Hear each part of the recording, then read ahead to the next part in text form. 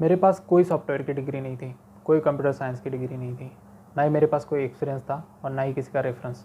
फिर भी आज मैं एक सॉफ्टवेयर इंडस्ट्री में जॉब कर रहा हूँ एज अ सॉफ्टवेयर डेवलपर। मैं आज आपको बताऊंगा मेरी जर्नी कि मैं कैसे एक सॉफ्टवेयर डेवलपर बना। तो 2021 मार्च में मैंने पाइथन बेसिक स्टार्ट किया था। पाइथन एक प्रोग्रामिंग लैंग्वेज है जो बैकएंड में यूज़ होती है, उससे मैंने स्टार्ट किया था। और मैंने वेब डेवलपमेंट के बेसिक्स जैसे HTML और CSS भी उसी वक्त उसके साथ साथ ही स्टार्ट कर दिया था।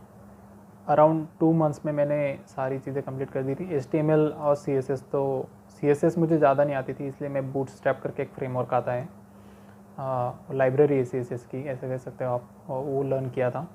और HTML मैंने कुछ 1 वीक तक उसकी प्रैक्टिस की थी। और पाइथन बेसिक की प्रैक्टिस मैंने अराउंड 1 मंथ या 20 डेज ऐसे आप कह सकते हो। तो उसमें मैंने 1 मंथ में सारी चीज़ें कंप्लीट कर ली थी।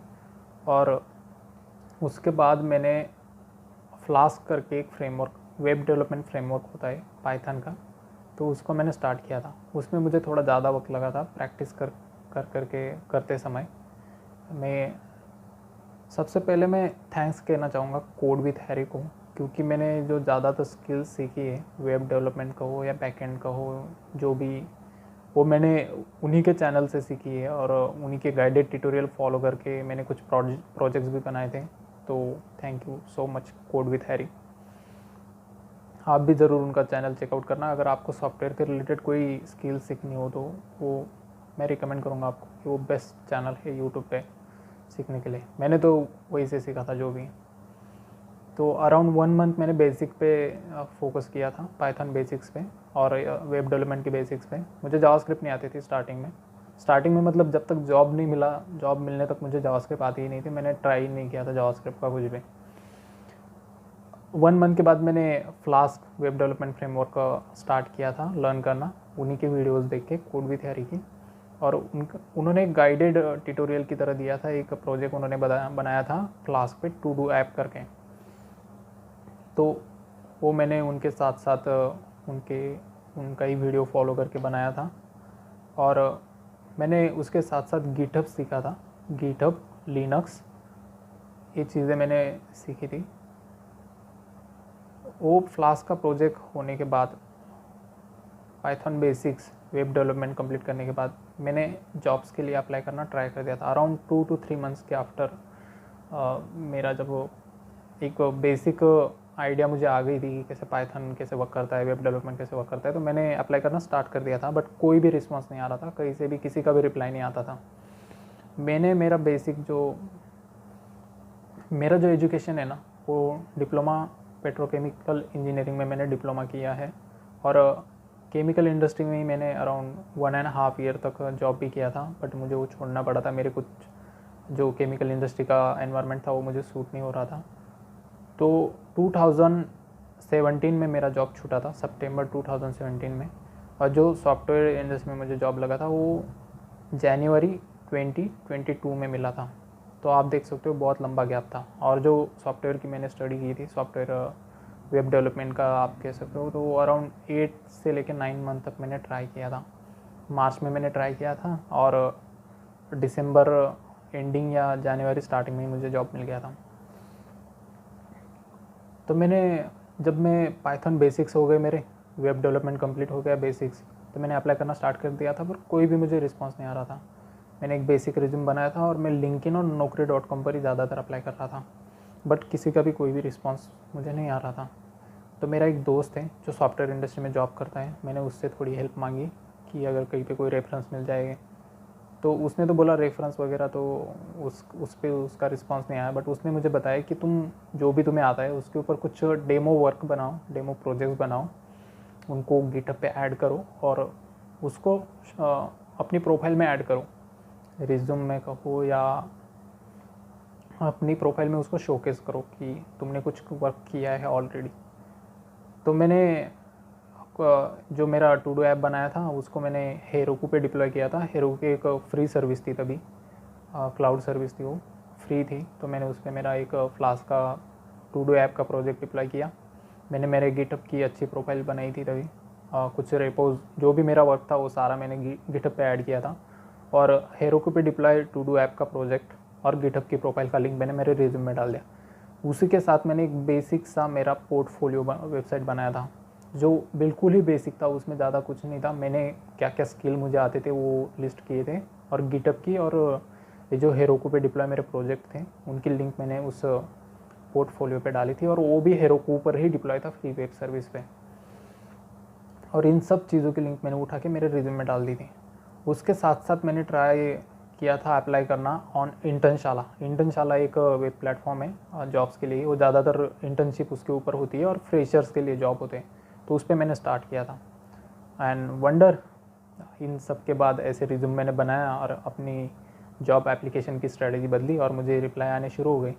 रिप्लाई का मतलब आप ये मत समझना कि मुझे इंटरव्यू के कॉल आ रहे थे। इंटरव्यू के कॉल हो, तभी कोविड का पीरियड था, कोई भी वॉक इन इंटरव्यू तो हो ही नहीं रहे थे, जो भी होते थे ऑनलाइन इंटरव्यू होते थे। और ऑनलाइन इंटरव्यू से पहले भी रिक्रूटर जो भी कैंडिडेट उन्होंने शॉर्टलिस्ट किए उनको असाइनमेंट देते थे, जो जॉब प्रोफाइल उनके यहाँ पे वैकेंसी है उसके रिलेटेड वो एक असाइनमेंट बनाते थे, वो देते थे। तो मुझे असाइनमेंट मिलना स्टार्ट हुआ था, जॉब इंटरव्यू मिलना मुझे स्टार्ट नहीं हुआ था तभी। तो मैंने एक एक करके असाइनमेंट करना स्टार्ट किया, बट एज अ बिगिनर मुझे बहुत मुश्किल हो रही थी असाइनमेंट कंप्लीट करना। मुझे याद है अच्छे से कि मेरी पहली 2-3 असाइनमेंट मिस हो गई थी, मैं टाइम पर सबमिट नहीं कर पाया था। बट मैंने एक भी असाइनमेंट नहीं छोड़ी, जो भी मुझे मिल रही थी मैं ट्राई कर रहा था हर एक को कंप्लीट करना, ऑल्दो टाइम ख़त्म भी हो जाए। मैंने ट्राई करना नहीं छोड़ा, मैंने पूरी असाइनमेंट कंप्लीट करना मैंने ट्राई किया। और 2-3 असाइनमेंट करने के बाद मुझे एक आइडिया आ गया कि कैसे असाइनमेंट कंप्लीट करनी है। मुझे एक उसके अंडरस्टैंडिंग भी आ गई कि असाइनमेंट लिमिटेड टाइम में कैसे कंप्लीट हो सकती है फास्ट। तो मैंने ट्राई किया और मैं असाइनमेंट कंप्लीट करने लग गया। तो जैसे मैं असाइनमेंट सबमिट करता था मुझे सामने से कॉल आने लग गई इंटरव्यू के कॉल आने के बाद आप ये मत समझिए कि बहुत आसान था। इंटरव्यू में भी वो सेम ही प्रोसेस रिपीट हुई कि मुझे इंटरव्यू का कोई भी अंदाज़ा नहीं था, इसलिए मेरे पहले 2-3 इंटरव्यू पूरी तरह से फेल हो गए थे। मैं कुछ भी बोल नहीं पाया, मैं किसी भी चीज़ का आंसर नहीं दे पाया। एक बेसिक 2-3 क्वेश्चन छोड़ के मैं किसी का आंसर दे ही नहीं पा रहा था। बट इंटरव्यूअर जो होते थे ना, मेरे जितने भी इंटरव्यूअर वो होते थे वो बहुत ही कोऑपरेटिव लोग थे, जिन्होंने भी मेरा इंटरव्यू लिया। और वो मुझे सजेस्ट कर रहे थे कि मैं कहाँ पे मैं कम पढ़ रहा हूँ, मेरे नॉलेज, मेरी अंडरस्टैंडिंग और रिप्लाई देने में। तो वो मुझे फीडबैक दे रहे थे, मैंने उस फीडबैक का यूज़ किया, और जो भी क्वेश्चन मुझे नहीं आते थे मैं इंटरव्यू के बाद उनको लिख लेता था और उनकी प्रैक्टिस करता था। तो ऐसे कुछ इंटरव्यूज़ देने के बाद मेरा कॉन्फिडेंस बिल्डअप हुआ और मुझे एक आइडिया आ गया था कि मैं इंटरव्यू भी क्रैक कर सकता हूँ। फिर जैसे मुझे असाइनमेंट मिल रहे थे तो मैं असाइनमेंट भी कंप्लीट कर रहा था और इंटरव्यू भी दे रहा था। एंड एक दिन मुझे एमबीबस से असाइनमेंट मिली थी। उनकी असाइनमेंट थोड़ी मुश्किल थी, एज अ फ्रेशर वो थोड़ा मुश्किल लगा था मुझे, वो सबसे मुश्किल असाइनमेंट थी मेरी। तो मैंने वो असाइनमेंट कंप्लीट की, वो भी आधी अधूरी कंप्लीट हुई थी। उन्होंने 10 क्वेश्चंस दिए थे मुझे कंप्लीट करने के लिए, मैंडेटरी 3 थे, और नीचे उन्होंने एक नोट लिखा था कि आपकी जितनी भी असाइनमेंट हो कंप्लीट कर देना, सबमिट कर देना। आप ऐसा मत सोचना कि आपकी असाइनमेंट कंप्लीट है, नहीं है तो सबमिट नहीं करना। तो मेरी आधी अधूरी असाइनमेंट थी, एक ही मैंने क्वेश्चन पूरा किया था, दूसरा क्वेश्चन मैंने आधा अधूरा किया था, और तीसरा क्वेश्चन मैंने जस्ट ट्राई किया था, बट वो वर्क नहीं कर रहा था वो प्रोग्राम जो भी था। बट मैंने, जैसे उन्होंने कहा था कि जैसे भी वो आपका वर्क सबमिट कर देना, तो मैंने मेरा वर्क सबमिट कर दिया था। एंड मुझे उनकी तरफ से इंटरव्यू का कॉल भी आया।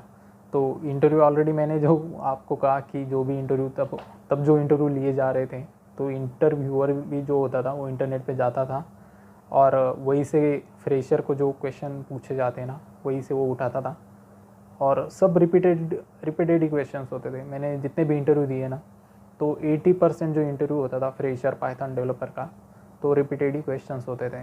इसलिए मेरी तैयारी अच्छी हो गई थी, मैंने अच्छे से उनको रिस्पांस दिया। उन्होंने मुझे कुछ लाइव पे उन्होंने कुछ क्वेश्चन करने को बोले थे, तो वो भी मैंने ट्राई किए। 1-2 ही क्वेश्चन मैं कर पाया था, बट उनको लगा कि मैं कर सकता हूँ जॉब, तो उन्होंने आगे फीडबैक दिया होगा। कुछ दिनों तक मुझे कोई रिप्लाई नहीं आया, बट कुछ दिनों के बाद उनका कॉल आया था और उन्होंने बोला था कि मेरा सिलेक्शन हो गया है। और मैं उस दिन बहुत खुश था, बहुत दिनों से मैं खाली बैठा था, तो मुझे एक बहुत ही अच्छा लगा था जब मुझे जॉब मिला था। तो यही थी मेरी जर्नी कि मेरा कैसे सिलेक्शन हुआ। मेरे पास कोई भी कंप्यूटर साइंस की डिग्री नहीं थी, ना ही मेरे पास कोई एक्सपीरियंस था और ना ही किसी का रेफरेंस था, और ना ही मैंने कोई पेड कोर्सेज़ किए। मैंने बस एक ही कोर्स किया था यूडेमी पे, वो भी तब 250 रुपये का था, तो उसी लिए मैंने किया था। और मैंने वो कोर्स किया भी नहीं था, अगर मैं सच बताऊँ तो मैंने वो कोर्स किया ही नहीं था। मैंने बस उसको बाय कर लिया और बस उतना मेरे प्रोफाइल में दिखाने के लिए मैंने उसको ऐड कर दिया था। तो जो भी मैंने सीखा वो फ्री था, यूट्यूब पे अवेलेबल था, ओपन सोर्स में अवेलेबल था, उसी से मैंने सीखा, उसी से ट्राई किया और मुझे जॉब मिला। आल्दो मैं ये कहना चाहूँगा, जैसे सॉफ्टवेयर इंडस्ट्री में 30-40 लाख के पैकेज होते हैं, ऐसा मेरा जॉब नहीं था स्टार्टिंग में। एक बेसिक जो एवरेज जॉब होता है सॉफ्टवेयर इंडस्ट्री में, वही मेरा जॉब था और वही मेरा पैकेज भी था। मेरे सपने ज़्यादा बड़े नहीं थे, मुझे बस जॉब चाहिए था, वो मुझे मिल गया, इसी से मैं बहुत खुश था। Thank you so much.